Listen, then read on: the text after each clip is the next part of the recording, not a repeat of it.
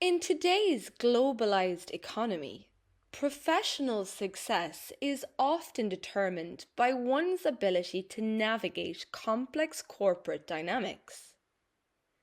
For those operating in an international context, mastering business English is a strategic asset. It involves more than just basic communication. It requires an understanding of professional etiquette, the ability to interpret subtle social cues, and the skill to convey complex ideas concisely to stakeholders. A productive workday is rarely a matter of luck. It is the result of effective prioritization. Upon arriving at their workstations, most professionals begin by triaging their inbox. This means distinguishing between routine correspondence and urgent inquiries that require immediate follow-up. In high-pressure environments, the ability to meet stringent deadlines is paramount. Failure to deliver a project on time can result in a bottleneck, where the entire team's workflow is obstructed.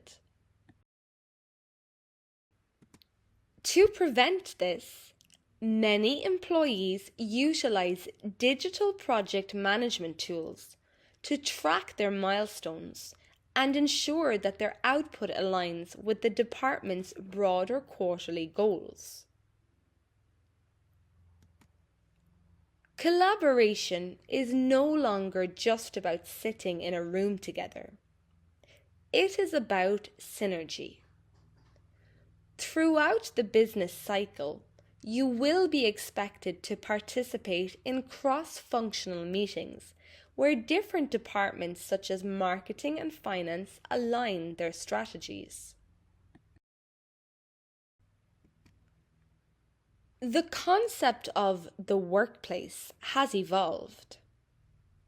While the physical layout, including open-plan offices and breakout areas, is important, the soft side of business is equally critical.